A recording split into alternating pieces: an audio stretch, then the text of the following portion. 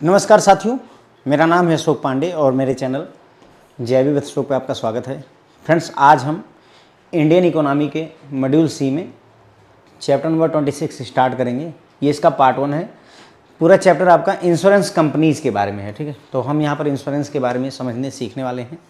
और अगर आप हमारे यूट्यूब चैनल पर नए हैं तो सब्सक्राइब वगैरह कर लीजिए, लाइक वगैरह, शेयर, कमेंट जो भी आपसे हो पाता है वो उतना करिए। ठीक है, तो इस पर्टिकुलर लेक्चर में हम डिस्कस करने वाले हैं history and development of insurance. तो हमारे देश में इंश्योरेंस का डेवलपमेंट कैसे हुआ, क्या इतिहास रहा है, ये सारी बातें हम यहाँ पर डिस्कस करेंगे। तो स्टार्ट करेंगे। यहाँ हम डिटेल में डिस्कस करेंगे तो थोड़ा समय लगेगा, जैसा कि आप जानते ही हैं कि हम यहाँ पर एक बात अच्छे से समझते हुए कॉन्सेप्ट को चलेंगे। ओके, इंट्रोडक्शन में insurance can be defined as a contract between two parties where one the insurer promises the other to indemnify or make good any financial loss suffered by the latter, यानी बाद वाले व्यक्ति का, the insured in consideration for an amount received by way of premium। तो समझते हैं हर एक term को। पहला कि इंश्योरेंस कॉन्ट्रैक्ट में कितनी पार्टीज होती हैं सर? दो पार्टी होती हैं। एक पार्टी को इंश्योरर कहते हैं, जैसे LIC वगैरह हो गई। दूसरी पार्टी को इंश्योर्ड कहते हैं, जिसने इंश्योरेंस ले रखा है। ठीक है, यहाँ पर एक कंसिडरेशन होता है, यानी बदले में कुछ मिलता है। यानी कि आप इंश्योरेंस देंगे किसी को तो बदले में क्या मिलेगा? आपको पैसा मिलेगा, प्रीमियम मिलेगा। तो there should be some consideration. ठीक है, उसके बाद में यहाँ पर जिसने इंश्योरेंस दिया है वो प्रॉमिस करता है, वादा करता है। LIC कंपनी वादा करती है, ज़िंदगी के साथ भी ज़िंदगी के बाद भी वो वादा करती है कि वो आपको बचाएगी, इंडेमनीफाई करेगी, बचाएगी। किसी भी तरीके का अगर फाइनेंशियल लॉस अगर आपको होता है तो उसको ठीक करेगी। मेक गुड ऑफ का मतलब ठीक करने की कोशिश करेगी। ठीक है, तो यही होता है फ्रेंड जो है आपका पूरा इंश्योरेंस का फंडा। क्लियर हो जाती बात? तो इंश्योरेंस को डिफाइन किया जाता है, ये एक कॉन्ट्रैक्ट है दो पार्टी के बीच में। कितनी पार्टियां होती हैं इंश्योरेंस में? ध्यान रखें, दो पार्टी होती है। एग्जाम में पूछा हुआ क्वेश्चन है, इंश्योरेंस में कितनी पार्टी हैं? दो। अगर पूछा जाए बैंक गारंटी में कितनी पार्टी होती है या गारंटी में कितनी पार्टी होती हैं, तो तीन होती हैं फ्रेंड्स। ओके, कितनी? गारंटी में तीन होती हैं। एक कर्जा लेने वाला, एक कर्जा देने वाला और एक श्योरिटी, जो ये इस बात का वो करता है कि मैं गारंटी देता हूँ। ठीक है, तो इसमें एक पार्टी हो गई इंश्योरर, जिसने वादा किया। इंश्योरर मतलब ध्यान रखें LIC कंपनी को। ठीक है, इंडेमनीफाई करने का वादा किया है। किसको? इंश्योर्ड को। इंश्योर्ड कौन होगा? हमारा वो व्यक्ति, मान लीजिए पर्सन P। ठीक है, कंसिडरेशन होता है, मतलब बदले में आपको हम वादा करते हैं भाई कि हम पैसे देंगे, तुम प्रीमियम दोगे, बदले में हम तुमको इंश्योरेंस देंगे, kind of that. Okay, the contract of insurance is referred as the insurance policy. तो जो इंश्योरेंस का कॉन्ट्रैक्ट होता है फ्रेंड्स, इंश्योरेंस का जो कॉन्ट्रैक्ट बनता है कागज पत्र में, उसे फ्रेंड जो है इंश्योरेंस की पॉलिसी कहते हैं। ठीक है, नॉर्मली हम क्या कहते हैं कि इंश्योरेंस की पॉलिसी खरीद लेनी चाहिए, हमें इंश्योरेंस की पॉलिसी ले लेनी चाहिए। तो वो क्या है? इंश्योरेंस का कॉन्ट्रैक्ट होता है। अब जो इंश्योरेंस इन्वायरमेंट होता है उसमें कितनी पार्टी होती हैं? इंश्योरेंस इन्वायरमेंट में फ्रेंड्स तीन पार्टियां होती हैं। पहला, इंश्योरेंस कंपनियां, LIC हो गई आपकी, ओरिएंटल कॉमर्स वगैरह हो गई, जो भी इंश्योरेंस की कंपनीज है वो हो गई। दूसरा, इंश्योरेंस इंटरमीडिएटरीज, जो आपके ब्रोकर या एजेंट होते हैं। ब्रोकर या इन्हें ही एजेंट बोला जाता है कि LIC के एजेंट है, बोलते हैं ना अपन, तो वो इंश्योरेंस इंटरमीडिएटरीज हो गए। और तीसरा कौन है? रेगुलेटर। रेगुलेटर कौन है इंश्योरेंस सेक्टर का? IRDA। पूरी जिम्मेदारी इन्हीं को दे रखी है। जैसे banking sector reserve bank of India के पास है, वैसे ही इंश्योरेंस सेक्टर पूरा IRDA के पास है। Insurance regulatory and development authority of India, IRDA, आई बोल देते हैं, IRDA आई। ठीक है, तो यहाँ पर ध्यान रखें कि इंश्योरेंस इन्वायरमेंट में तीन लोग हैं, इंश्योरेंस कंपनियाँ LIC, GIC, ओरिएंटल कॉमर्स, जो भी हैं।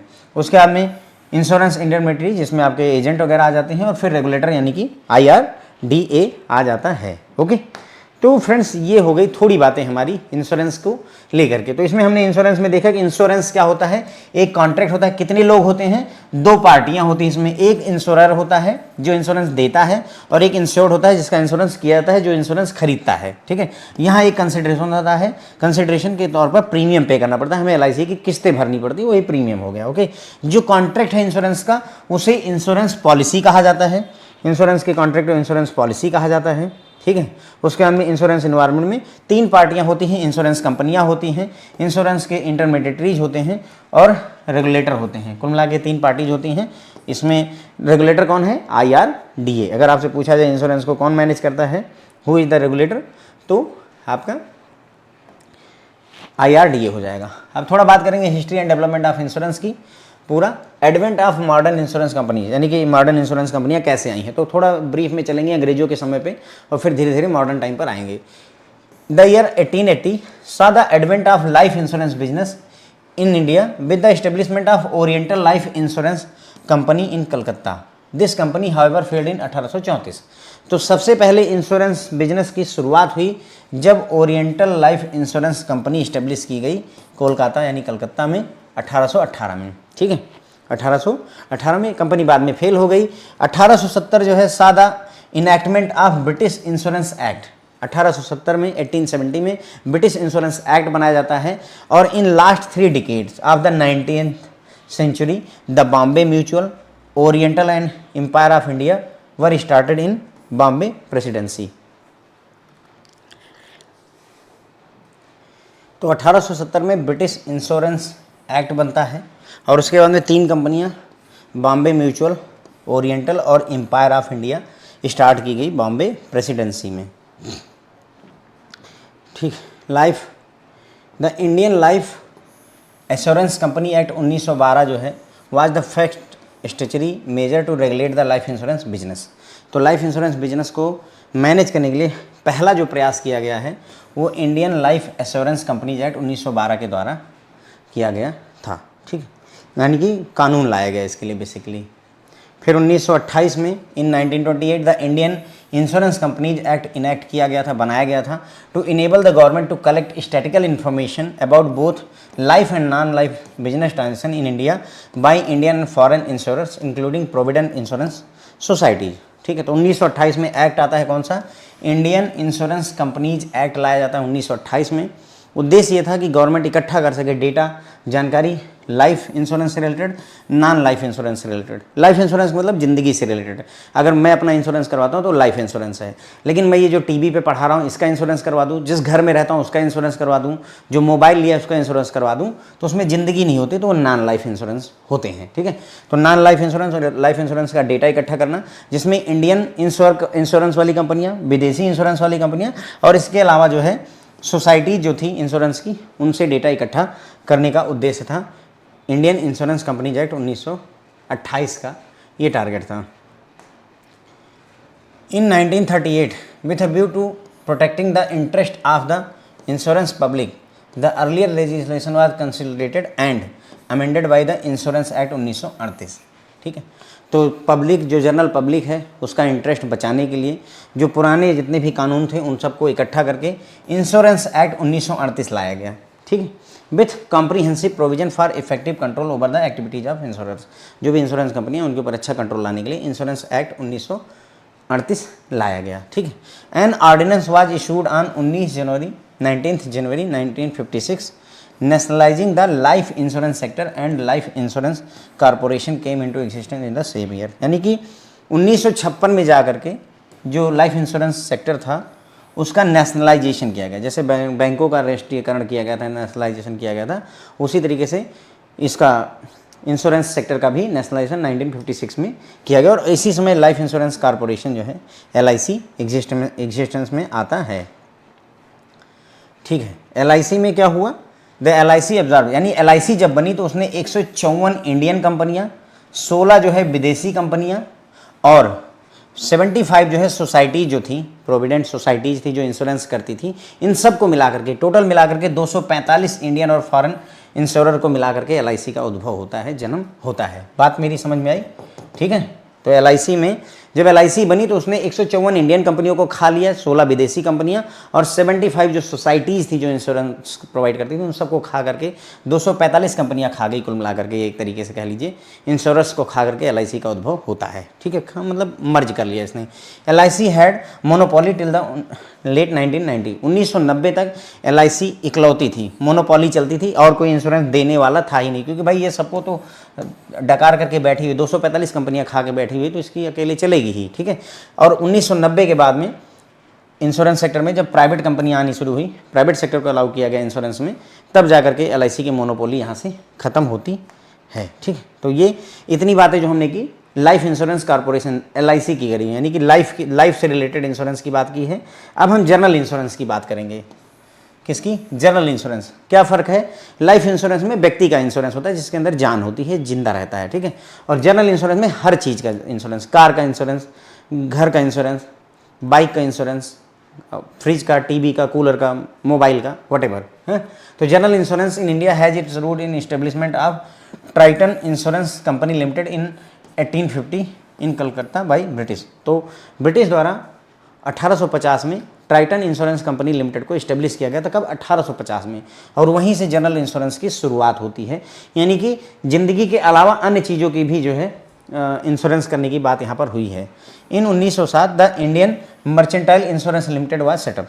1907 में Indian mercantile insurance limited set up किया गया। This was the first company to transact all classes of general insurance business. हर तरीके के जनरल इंश्योरेंस बिजनेस को ये करती थी। कौन सी company? Indian mercantile insurance limited. यानी कि कुछ भी आपको इंश्योरेंस करवानी है तो इंडियन मर्चेंटाइल इंश्योरेंस लिमिटेड जो 1907 में बनी थी, ये इस काम पर चली कि भाई सब कुछ हम जो है इंश्योर करके देंगे।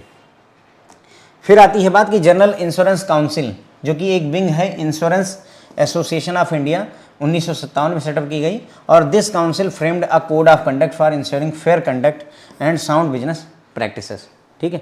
तो जनरल इंश्योरेंस के बिजनेस को मैनेज करने के लिए जनरल इंश्योरेंस काउंसिल बनाई गई 1957 में। ये कोड ऑफ कंडक्ट वगैरह हर चीज़ लेकर के आई कि बिजनेस कैसे होना चाहिए जनरल इंश्योरेंस का। In 1968 the insurance act was amended to regulate investments and set minimum solvency margin. मतलब 1968 में जो इंश्योरेंस एक्ट था उसको मॉडिफाई किया जाता है ताकि इन्वेस्टमेंट को और मिनिमम सॉल्वेंसी जो मार्जिन वगैरह की जरूरत है उन सबको रेगुलेट किया जा सके, ठीक है। टैरिफ एडवाइजरी कमेटी जो है उसी समय सेटअप की जाती है। 1968 के दौरान में ही टैरिफ एडवाइजरी कमेटी को भी इस्टेब्लिश किया जाता है। 1972 में with the passing of general insurance business nationalisation act, general insurance business nationalisation act जो है पास किया गया 1972 में। General insurance business was nationalised with effect from 1 January 1973। General insurance के बिजनेस को भी नेशनलाइज कर दिया गया 1 जनवरी 1973 से, ठीक है। अभी हमने देखा था लाइफ इंश्योरेंस के बिजनेस को इन्होंने नेशनलाइज किया था, अगर आपको याद हो, ये है ना 19 जनवरी 1956 में, 19 जनवरी 1956 में नेशनलाइज किया गया लाइफ इंश्योरेंस सेक्टर को। और यहीं से ही LIC 1956 में बन करके सामने आती है। तो ये 1956 की बात थी। और जनरल इंश्योरेंस के लिए क्या किया गया? जनरल इंश्योरेंस को जो है नेशनलाइज किया गया, general insurance business nationalisation act को 1 जनवरी 1973 में, ठीक है। वो कितना था? 19 तारीख थी, कब? 1956 में, है ना। 1956 में लाइफ इंश्योरेंस को नेशनलाइज किया गया और 1973 में जाकर के जनरल इंश्योरेंस को नेशनलाइज किया गया है। 107 insurance were amalgamated and grouped into 4 companies. तो जैसे देखिए, ध्यान दीजिए, कुल 245 कंपनियों को मिला करके 245 कंपनियों को मिला करके LIC बनाई गई थी, ठीक है। उसी तरीके से 107 इंश्योरेंस कंपनियां थी जिनसे 4 कंपनियां बनाई गई, जिनसे क्या किया गया? 4 कंपनी बनाई गई, ठीक है। तो वही बोल रहे हैं कि 107 इंश्योरेंस पर अमालगमेटेड मिला दिया गया 107 को, और इनको 4 जो है कंपनी में ग्रुप कर दिया गया। 107 कंपनियों को मिलाया गया, सिर्फ एक कंपनी नहीं बनाई गई, 4 कंपनियां बना दी गई। क्या क्या नाम है उन 4 कंपनियों के? नेशनल इंश्योरेंस कंपनी लिमिटेड, दूसरी है new India assurance company limited, तीसरी है ओरिएंटल इंश्योरेंस कंपनी लिमिटेड, और चौथी है United India insurance company limited. तो ये फ्रेंड्स 4 कंपनियों में इनको बांटा गया। 107 इंश्योरेंस जो जनरल इंश्योरेंस किया करते थे। थोड़ा यहाँ ध्यान देने की बात है कि ये जो 4 कंपनियां हैं, जिन 4 की हम बात करें, ये सब्सिडरी हैं GIC की। आगे काम पड़ेगा अपने को, पर मैं यही बता दे रहा हूँ कि ये चारों कंपनियां कौन सी? National insurance company limited, New India assurance company limited, oriental insurance company और यूनाइटेड इंडिया। ये चारों कंपनियां GIC की सब्सिडरी हैं। GIC क्या है? General insurance corporation of India. जैसे LIC है उसी तरीके से GIC है, ठीक है। LIC लाइफ इंश्योरेंस के लिए, GIC जनरल इंश्योरेंस के लिए है, ठीक है। तो general insurance corporation of India GIC was incorporated as company in 1971 और इसने अपना काम शुरू किया 1 जनवरी 1973 से। GIC जो है बनती है 1971 में और ये 1973 से अपना काम शुरू करती है GIC, ठीक है। फिर आती है, इतनी बातें हमने यहाँ पर कर ली, तो थोड़ा सा एक बार मैं आपको फिर से रिव्यू करवाता हूँ। देखिए, एडवेंट ऑफ मॉडर्न कंपनीज। तो यहाँ पर हमने देखा कि 1818 में पहली बार जो है लाइफ इंश्योरेंस बिजनेस की बात शुरू होती है। क्यों? क्योंकि जो है oriental life insurance company establish की गई थी कोलकाता में। ओरिएंटल लाइफ इंश्योरेंस कंपनी 1818 में कोलकाता में इस्टेब्लिश की गई। इसकी वजह से लाइफ इंश्योरेंस बिजनेस मार्केट में आता है, सामने आता है। 1870 में ब्रिटिश इंश्योरेंस एक्ट पास किया जाता है और इसी एक्ट के तहत जो है 3 कंपनियां इस्टेब्लिश करी जाती हैं। बॉम्बे म्यूचुअल, ओरिएंटल और एम्पायर ऑफ इंडिया स्टार्ट की गई। Indian life assurance company limited 1912 act लाया जाता है। Indian life assurance companies act 1912 लाया जाता है, जो कि पहला प्रयास था लाइफ इंश्योरेंस बिजनेस को रेगुलेट करने का। लाइफ इंश्योरेंस के बिजनेस को रेगुलेट करने के लिए पहला जो एक्ट लाया गया था वो Indian life assurance company act 1912 लाया गया था। ठीक है, अब यहाँ क्वेश्चन क्या बन सकता है?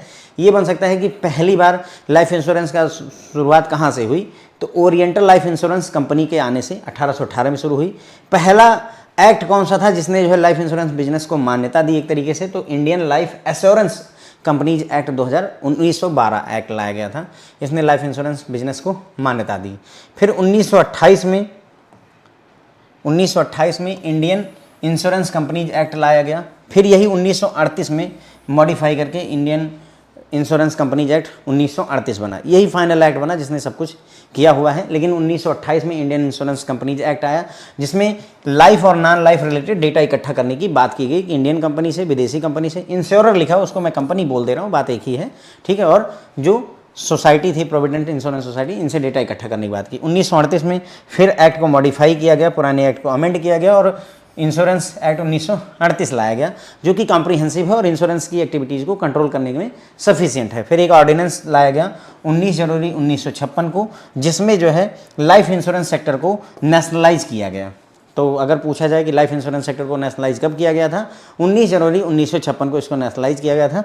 और इसी समय LIC का भी उद्भव होता है। लाइफ इंश्योरेंस कॉर्पोरेशन भी इसी ईयर में सामने आती है। जब LIC बनी तो इसने कुल मिलाकर के 245 कंपनियों को, इंडियन और विदेशी कंपनियों को मिलाकर के LIC का जन्म होता है, जिसमें से 154 इंडियन कंपनी है, 16 नॉन इंडियन कंपनी है और 75 सोसाइटीज़ थी, प्रोविडेंट सोसाइटीज़ थी। LIC की मोनोपोली चलती है 1990 तक। ये बनी कब है? 1956 में। 1990 तक अकेली कंपनी थी जो इंश्योरेंस, लाइफ इंश्योरेंस के काम को देखती थी। 1990 के समय में जो हमारा ये नहीं आता है, वो मतलब उदारीकरण की नीति आती है मनमोहन सिंह की सरकार में। मनमोहन सिंह की सरकार नहीं थी, कांग्रेस की सरकार थी। मनमोहन सिंह फाइनेंस मिनिस्टर थे, उन्होंने ही लिबरलाइजेशन की नीति लाई थी, है ना।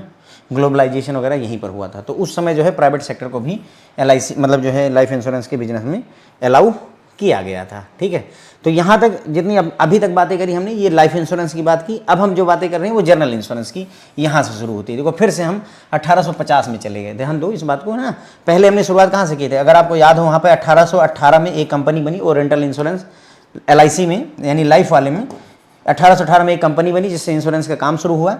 फिर 1912 में एक्ट आता है, फिर 1928 में एक एक्ट आता है और फिर फाइनली 1938 में एक एक्ट आता है। और इस तरीके से LIC का बिजनेस यहाँ तक पहुँचता है।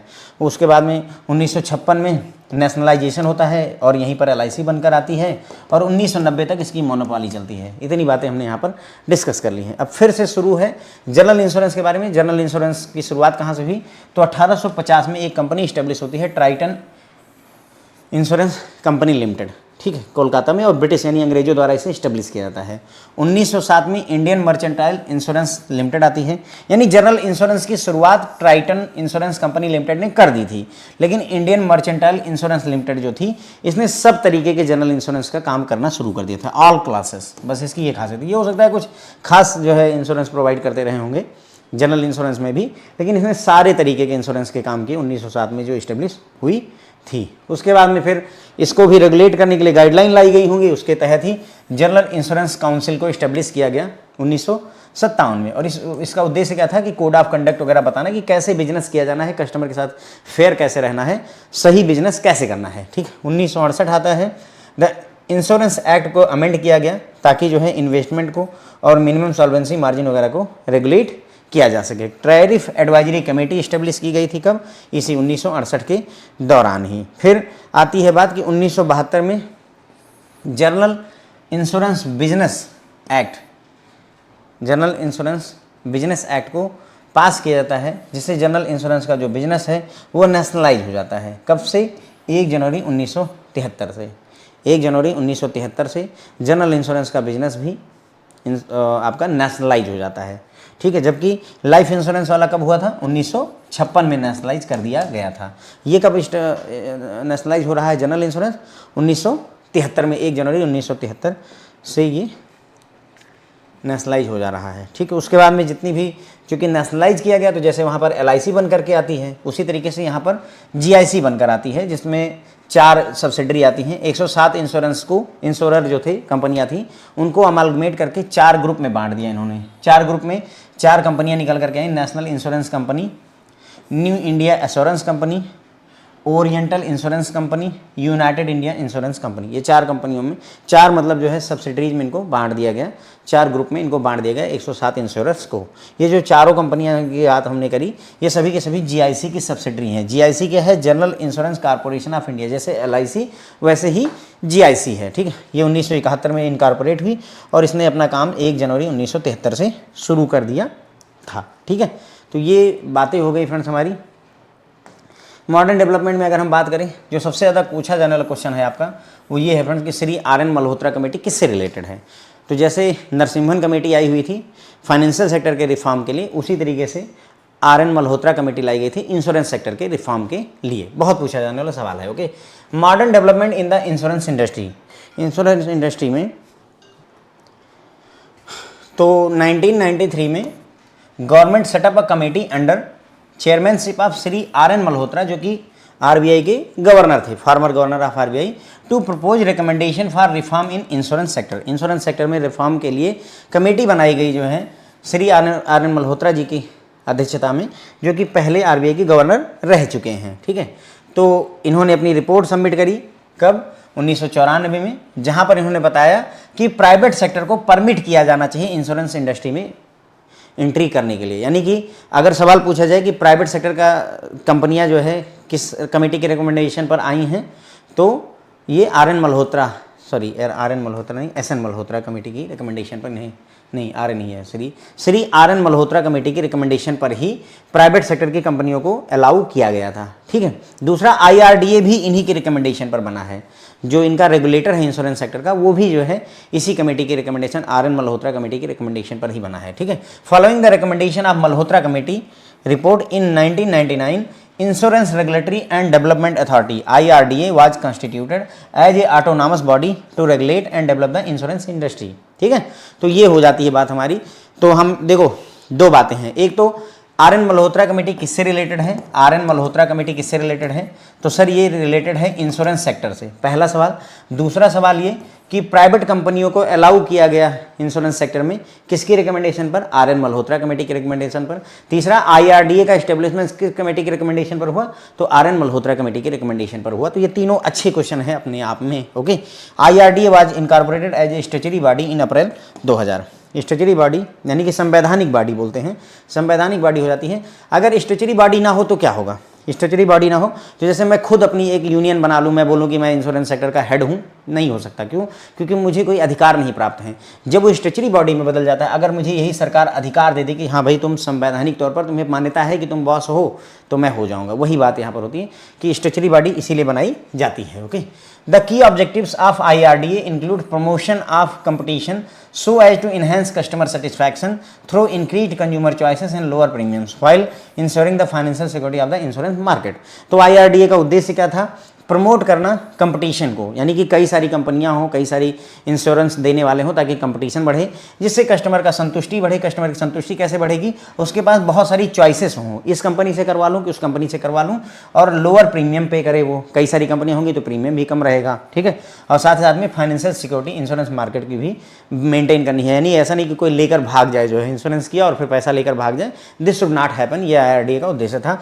IRDA opened up the market in August 2000, यानी कि IRDA ने मार्केट ओपन अप किया मार्केट को 2000 में, यानी कि अब FDI वगैरह 2000 में अलाउ कर दी गई, ठीक है। FDI वगैरह अगस्त 2000 में अलाउ कर दी गई।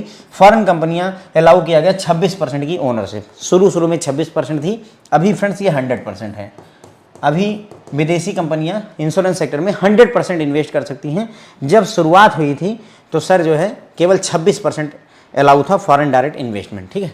Authority has the power to frame and regulation under the section 114A of the insurance act 1938 and has frame, मतलब कहने का जो विदेशी कंपनियों के लिए है ना, विदेशी कंपनियों के लिए, प्राइवेट कंपनियों के लिए जो बिजनेस ओपन किया गया तो उसके लिए जो सेक्शन है वो है इंश्योरेंस एक्ट का 1938 का सेक्शन 114A, जिसके तहत प्राइवेट कंपनियों और फॉरेन कंपनियों के लिए रूल बनाए गए। Has framed various regulation ranging from registration of the companies for carrying and on insurance business to protection of policy holders interest, ठीक है। तो यहाँ पर इंश्योरेंस एक्ट 1938 के सेक्शन 114A के तहत विदेशी कंपनियों के लिए और प्राइवेट कंपनियों के लिए रूल्स एंड रेगुलेशन बनाए गए कि कंपनियां कैसे रजिस्टर होंगी इंश्योरेंस बिजनेस को करने के लिए और पॉलिसी होल्डर के पैसे को, इंटरेस्ट को बचाया कैसे जाएगा।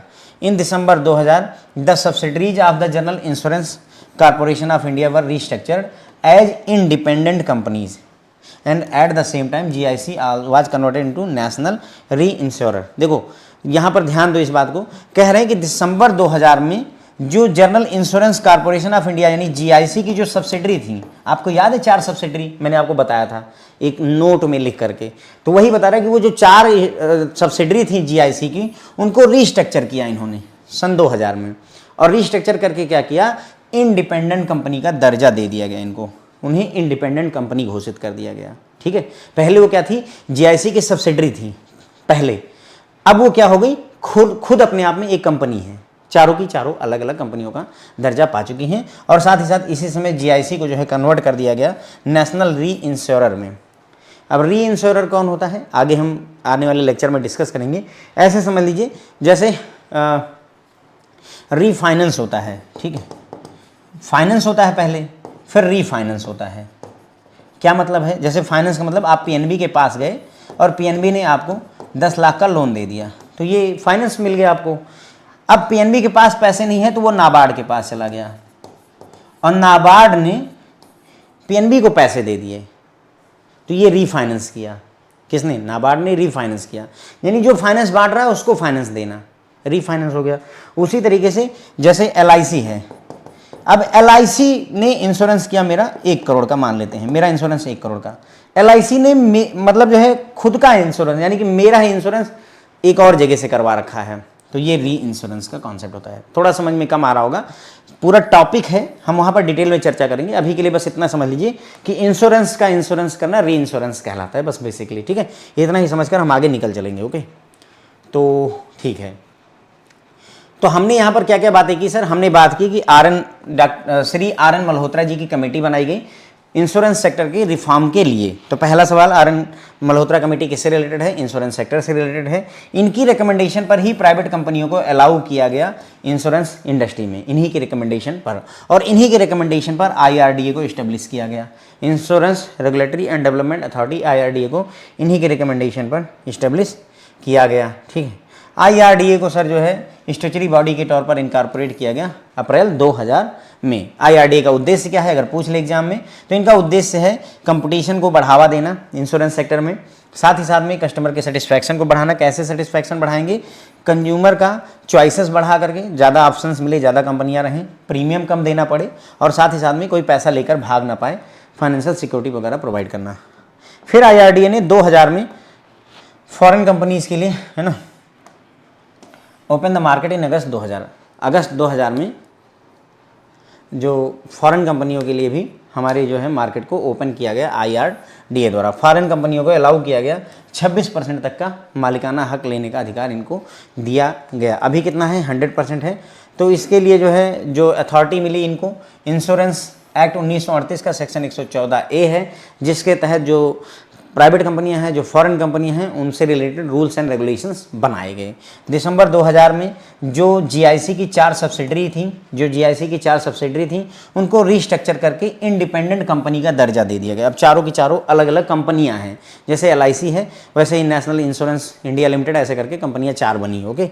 और eight the same time GIC को जो है कन्वर्ट कर दिया गया नेशनल री इंश्योरर के तौर पर। इसको क्या बना दिया गया, नेशनल री इंश्योरर बना दिया गया, ठीक है, अब यहाँ पर बात करेंगे privatisation and foreign direct investment, FDI. ठीक है, प्राइवेटाइजेशन और एफडीआई की बात हमें करनी है in insurance sector. The insurance industry was first open to private players and FDI in year 2000। ठीक है, तो पहली बार जो है प्राइवेट कंपनियों के लिए और एफडीआई के लिए 2000 में इंश्योरेंस इंडस्ट्री को ओपन किया गया। गवर्नमेंट ने एफडीआई अप टू 26% जो है इंडियन इंश्योरेंस कंपनी में अलाउ किया, यानी कि जो है इंडियन कंपनी में विदेशी लोग जो है 26% तक शेयर होल्डर हो सकते थे। फिर 2015 में इसको जो है बढ़ा करके 49% कर दिया गया और 2021-22 के दौरान इसे बढ़ा करके 74% कर दिया गया और अभी मौके पर जो है ये 100% है। ठीक है, तो अपने अगर हम काम की बात करें तो सिर्फ दो हैं। कौन कौन सी दो काम की बातें? पहला, प्राइवेट सेक्टर के प्लेयर के लिए और एफडीआई के लिए हमारी जो है इंश्योरेंस सेक्टर कब ओपन किया गया? वर्ष 2000 में। और एफडीआई की लिमिट कितनी है इंश्योरेंस सेक्टर में? 100% है। बस सिर्फ ये दो काम की बातें होती हैं यहाँ पर। ठीक है, उसके बाद में यहाँ पर ये इन्होंने कहा कि एफडीआई का जो एफडीआई बढ़ा करके 74% तो कर दिया था, लेकिन वहाँ लिमिट कर दी गई कि जो दिस इन्हेंस लिमिट 49% से अब 74% तक इन्वेस्ट कर सकते हो, but this enhanced limit will be available to those companies which invest the entire premium in India. ठीक है, तो एफडीआई 74% तक विदेशी होल्ड कर सकता था, 100% होल्ड कर सकता है, लेकिन जितना भी प्रीमियम तुम कमाओगे उसे सारा का सारा इंडिया में इन्वेस्ट करना पड़ेगा, आप विदेश नहीं ले जा सकते हैं। एक ये चेंज यहाँ पर किया गया। ठीक है, तो मेरे ख्याल से यहाँ पर काम की बातें हमने समझी। पहला, प्राइवेट सेक्टर के लिए और जो है for FDI foreign direct investment के लिए इंश्योरेंस सेक्टर को वर्ष 2000 में खोला गया। सबसे पहले 26% अवेलेबल करवाया गया, फिर 49%, फिर 74%। इसमें से कोई नंबर काम का नहीं है। अभी मौके पर 100% है, पूछा जाएगा तो यही पूछा जाएगा। 100% एफडीआई अवेलेबल करवा दी गई है। 2 सितंबर 2019 से आईआरडीए ने 100% एफडीआई इंश्योरेंस सेक्टर में अलाउ करवा दी है। बस ऐसे ही उसमें लिमिट है कि ये इन्हेंस लिमिट उन्हीं को मिलेगी जो कंपनियां सारा का सारा प्रीमियम इंडिया में इन्वेस्ट करेंगी। ठीक है, फिर आता है दो टर्म है यहाँ पर, दो टर्म है इंश्योरेंस पेंट्रेशन और इंश्योरेंस डेंसिटी। दोनों की बस डेफिनेशन हमें ध्यान रखनी है, एग्जाम में भी पूछा जाए। The measure of insurance penetration and density reflects the level of development of insurance sector in a country. मतलब कहने का कि इंश्योरेंस का पेंट्रेशन और डेंसिटी से हमें ये पता चलता है कि इंश्योरेंस सेक्टर कितना जो है डेवलप हुआ है किसी देश में। While insurance penetration is measured as the percentage of insurance premium to GDP. यानी कि सोचो हमारी जीडीपी अगर जो है 100 रुपये है तो उसमें इंश्योरेंस प्रीमियम का कितना योगदान है? सोचो कि जो है 12 रुपये का योगदान है। तो यानी कि हमारी जो ये निकला है इंश्योरेंस का पेंट्रेशन 12% है, उनका कहने मतलब ये है। ठीक है, तो इंश्योरेंस पेंट्रेशन का मतलब होता है percentage of insurance premium to GDP. Insurance premium का परसेंटेज जीडीपी के मुकाबले क्या है। फिर आता है सर इंश्योरेंस डेंसिटी। क्या आता है? Insurance density. Insurance density is calculated as ratio of premium to population, यानी कि प्रीमियम टू पॉपुलेशन ये होता है। किसका रेशियो? प्रीमियम का रेशियो, प्रीमियम का रेशियो पॉपुलेशन से, ये होता है आपका क्या? Insurance density. ठीक है, तो दो टर्म हो गए। इंश्योरेंस का पेंट्रेशन कितना है कैसे पता चलेगा? परसेंटेज निकालना होगा किसका? Premium to GDP. जीडीपी के मुकाबले जो प्रीमियम पे कर रहा है हमारा देश उसका रेशियो, उसका परसेंटेज कितना है, ये आपको बताता है इंश्योरेंस पेंट्रेशन। और इंश्योरेंस डेंसिटी कैसे पता चलती है? हमारा जो है प्रीमियम पॉपुलेशन के तुलना में कैसा है, कितना प्रीमियम पे कर रहे हैं और हमारी पॉपुलेशन कितनी है, उसका रेशियो निकाल करके ही हम पॉपुलेशन इंश्योरेंस डेंसिटी कैलकुलेट कर सकते हैं। ठीक है, तो बस ये दो टर्म याद रखिए, बस बेसिक सी परिभाषा केवल याद रख लीजिए। आपसे पूछेगा तो सिंपल यही पूछ लेगा, वो उठा करके पूछेगा इंश्योरेंस इनमें से कौन सा इंश्योरेंस पेंट्रेशन को डिफाइन करता है।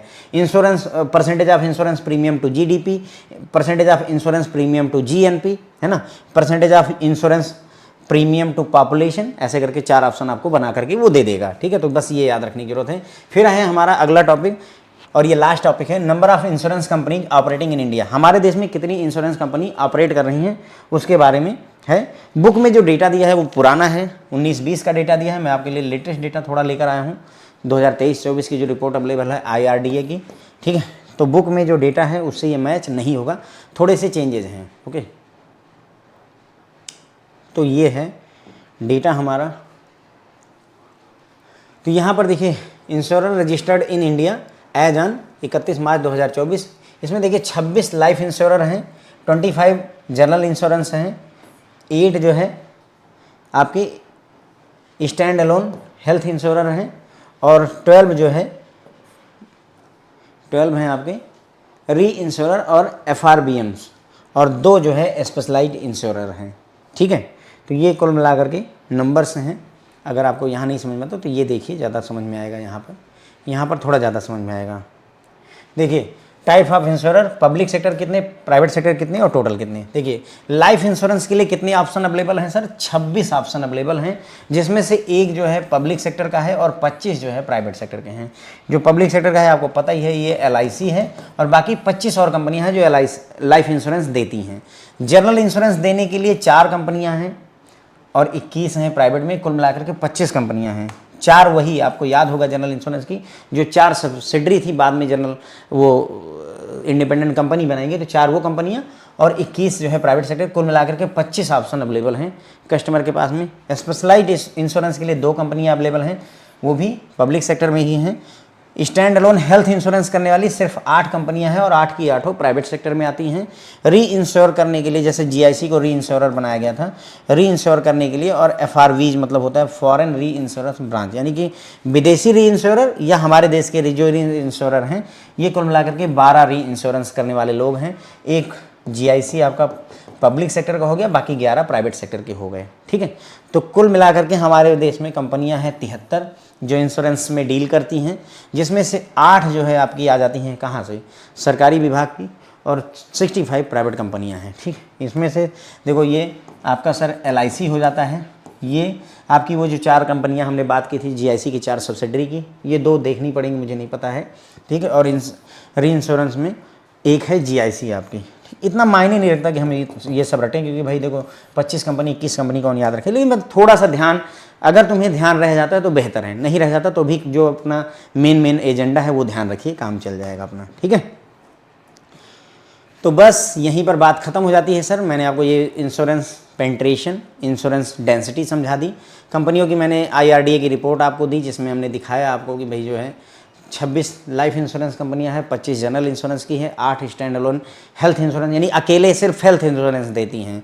स्टैंड अलोन मतलब ये और कोई काम नहीं करती, LIC नहीं देंगी आपको, यानी कि लाइफ इंश्योरेंस नहीं देंगे, जनरल नहीं, सिर्फ हेल्थ इंश्योरेंस। 12 जो हैं री इश्योर हैं, री इंश्योरर हैं, और 2 स्पेशलाइज्ड इंश्योरर हैं। ठीक है, तो ये हो गई, और उसी का डेटा जो है बाइफरकेटेड फॉर्म में यहाँ पर अवेलेबल करवाया गया है।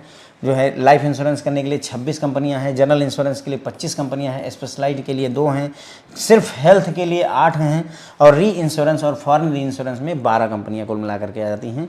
टोटल मिलाकर के हमारे देश में इंश्योरेंस की 73 कंपनीज हैं, जिसमें से 8 गवर्नमेंट सेक्टर को, पब्लिक सेक्टर को पर्टेन करती हैं, और 65 जो है आपकी प्राइवेट सेक्टर को पर्टेन करती हैं। ठीक है, तो बस अपना लेक्चर यहीं पर खत्म हो जाता है। हमने समझने का प्रयास किया, हमने जानने का प्रयास किया अच्छे से इंश्योरेंस सेक्टर के बारे में। बाकी 1-2 लेक्चर और लगेंगे, फिर आपका चैप्टर खत्म हो जाएगा। होप है फ्रेंड्स आपको ये पसंद आया होगा। अगर पसंद आया हो तो लाइक वगैरह कर सकते हैं, कमेंट वगैरह करिए अच्छे, अगर आपको पसंद आता है तो। Thank you so much friends.